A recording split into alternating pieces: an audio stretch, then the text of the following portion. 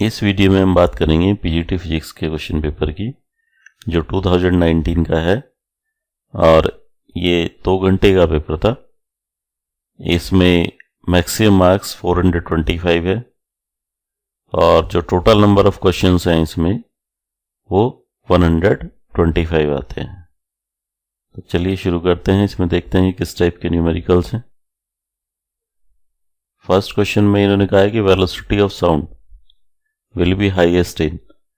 Velocity of sound जो highest होती है वो मेटल्स में होती है, तो इन्होंने यहाँ मेटल दिया हुआ है स्टील, तो इसलिए ये सही आंसर है इसका, फर्स्ट का डी। सेकंड क्वेश्चन में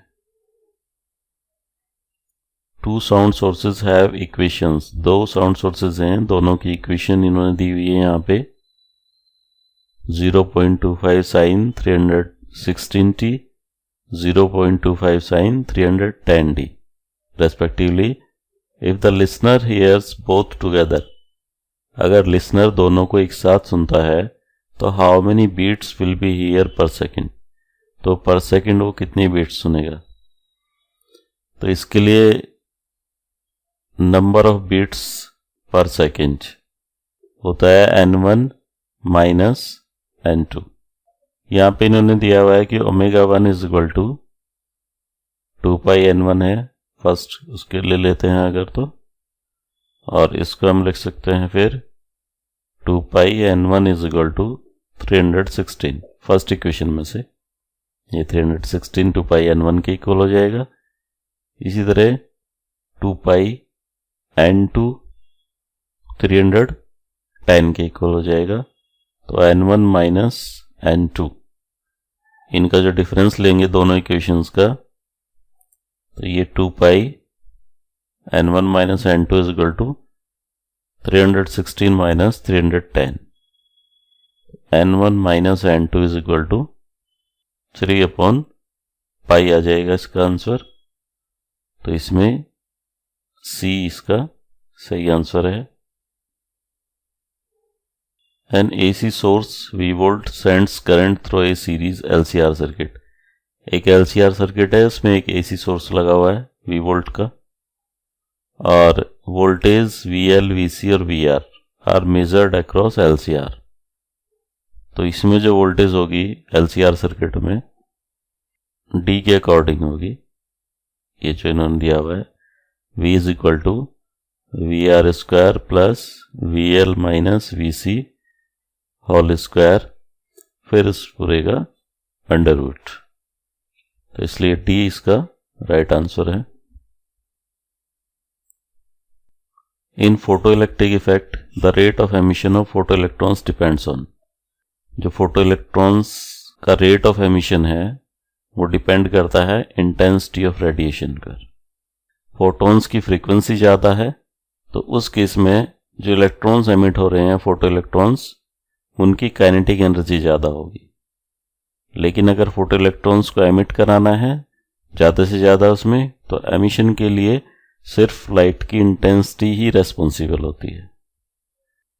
next, if the RMS potential difference across A 15 kilo ohm resistance is 16 volt. इन्होंने पोटेंशियल डिफरेंस नहीं, आरएमएस पोटेंशियल डिफरेंस दिया हुआ है, यानी कि वर्ग माध्यमूल विभवांतर। तो पहले उसको हम विभवांतर में चेंज करेंगे, तब हम इसमें से मैक्सिमम करंट फाइंड आउट करेंगे। तो VRMS दिया हुआ है इन्होंने जो 16 वोल्ट है, और रेजिस्टेंस इज इक्वल टू है 15 किलो ओम।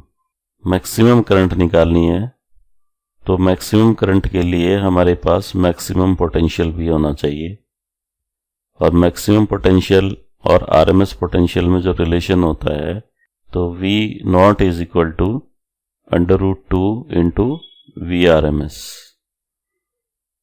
इसलिए इसमें √2 इंटू VRMS की वैल्यू रख देंगे 16 अपॉन रेजिस्टेंस जितना भी है यहाँ 15 इंटू 10⁻3।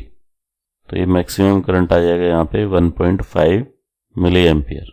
डी ऑप्शन सही है इसमें, जो 1.5 मिली एम्पियर है फिफ्थ में। सिक्स्थ में ये circular coil of n turns, एक सर्कुलर कोयल दी हुई है जिसमें n टर्न्स हैं, उसकी रेडियस r है, is placed initially with its plane perpendicular to a uniform magnetic field B। इसको हमने प्लेस किया है, एक यूनिफॉर्म मैग्नेटिक फील्ड है, उसके परपेंडिकुलर प्लेस किया है। फिर इसको 90 डिग्री रोटेट कराया, तो 90 डिग्री रोटेट कराने में इसको हम कुछ इस तरह से रोटेट करा दिया 90 डिग्री, तो मैग्नेटिक फील्ड वही है। तो 90 डिग्री रोटेट कराने में अब इसमें देखते हैं यहाँ पे, ये पहले तो इसका जो सरफेस एरिया है उसका वेक्टर इसके मैग्नेटिक फील्ड के पैरेलल है, तो यहाँ पे दोनों के बीच में जो एंगल बनेगा वो 0 डिग्री बनेगा। लेकिन अब जो एरिया वेक्टर आ गया यहाँ पे, उसका जो एंगल बनेगा मैग्नेटिक फील्ड के साथ वो 90 डिग्री बनेगा। तो how much charge flow through the coil, तो कोयल के थ्रू कितना चार्ज फ्लो होगा, और कोयल का रेजिस्टेंस R दिया हुआ है।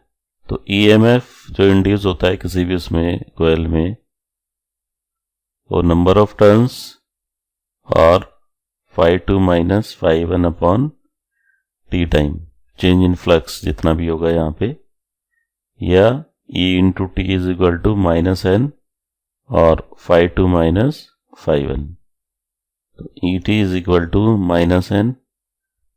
अब यहाँ पे कितना फ्लक्स लिंक्ड हो रहा है फर्स्ट वाले केस में, फर्स्ट वाले केस में जब फ्लक्स लिंक्ड होगा φ1 is equal to BA cos 0 degree होगा, तो φ1 is equal to BA cos 0 की वैल्यू 1 है यहाँ पे।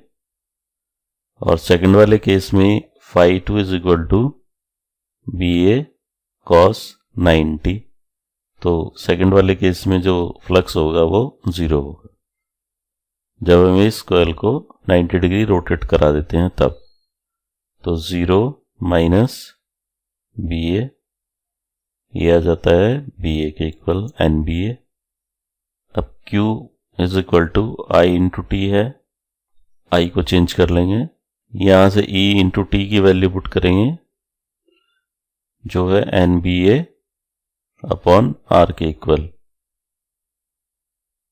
तो नंबर ऑफ टर्न्स हो गया, मैग्नेटिक फील्ड आ गया यहाँ पे, और area of cross section of the coil, तो ये आ गया NBA on R is equal to, अब यहाँ पे area of cross section put करेंगे NB पाई R स्क्वायर अपॉन R, तो D is the right answer.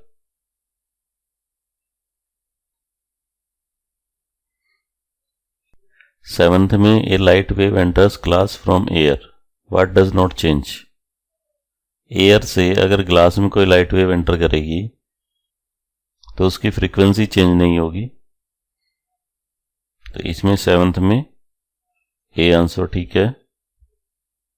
Eighth में, a transformer heats up after long use mainly because of, अगर transformer का long use करते हैं तो उसमें कई सारे लॉसेस जनरेट होते हैं, उनमें से हिस्टेरिसिस लॉस भी एक है, तो लॉन्ग यूज के बाद हिस्टेरिसिस लॉस जो है ये, इसकी वजह से ट्रांसफार्मर गर्म होने लगता है।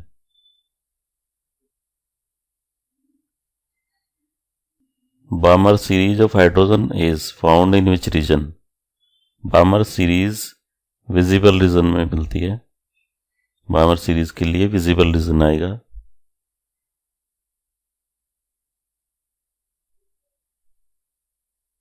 टेंथ में, straight wire of length L has current I flowing through it, एक स्ट्रेट वायर है उसमें I करंट फ्लो हो रही है, उसकी लेंथ L गिवन है यहाँ पे, और जो मैग्नेटिक फील्ड है B parallel to the wire, तो मैग्नेटिक फील्ड B वायर के पैरेलल है।